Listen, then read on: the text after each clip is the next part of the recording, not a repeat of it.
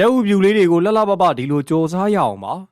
ဂျပန်မှာပဲရရှိနိုင်တဲ့ကျဲဥအဖြူလေးတွေကိုသုံးလုံးဖောက်ကအကာအကြီးနဲ့အနစ်ဖြူလေးတွေအားလုံးကိုတမသွားအောင်လို့တူကလေးနဲ့အသားရမှွေပေးလိုက်ပါမယ်အဲ့နောက်အိုးထဲကိုကျဲဥအရေခပ်ပပလေးထည့်ကမကြက်တစ်ချက်အချိန်မှာပဲကျဲဥတွေကိုတချမ်းတက်လိုက်ပါရီနောက်ထပ်လွတ်နေတဲ့အထဲကိုထပ်ထည့်လိုက်ပြီးတော့အပူပေးကလိုချင်တဲ့နေထားမှာပဲစူးစားပန်းစားနဲ့တစ်ဖက်ချမ်းကိုလိတ်ထားလိုက်ပါရီကျန်နေသေးတဲ့ကျဲဥအရေတွေကိုထပ်လောင်းထည့်ပြီးတော့နေရာနှံ့သွားအောင်ပြုလုပ်ရင်းနဲ့ဒီခါမှာတော့ကျဲဥတွေခက်ပြပြော့နေထားလိမှာပဲတစ်ဖက်ကအိုးထိန်းကင်ပြီးတော့တစ်ဖက်ကတူနဲ့အသားလေးထိန်းကကျဲဥလိတ်ပြုလုပ်နေခဲ့ပါရီနောက်ဆုံးလက်ကျန်ကျဲဥအရေတွေကိုလောင်းထည့်လိုက်ပြီးတော့မကြက်တစ်ချက်အနေထားရတဲ့ခါမှာရှိရတိုင်းထပ်မံပြုလုပ်ခဲ့ပြီးအနှင်းငယ်ပဲ့ကျင်နေတဲ့ကျဲဥလိတ်လေးကိုအသားအရာထိန်းမြခဲ့ပါရီအဲလိုနဲ့အရသာရှိလာတဲ့ကျဲဥပြူလေးတွေကိုကျဲဥလိတ်ပြုလုပ်ထားတဲ့ဟင်းလျာကိုဓာပပနဲ့တေးသေးချာချာလီးဖြတ်ခဲ့ပြီးပကံပြားပေါ်ဝါရွက်ခင်းက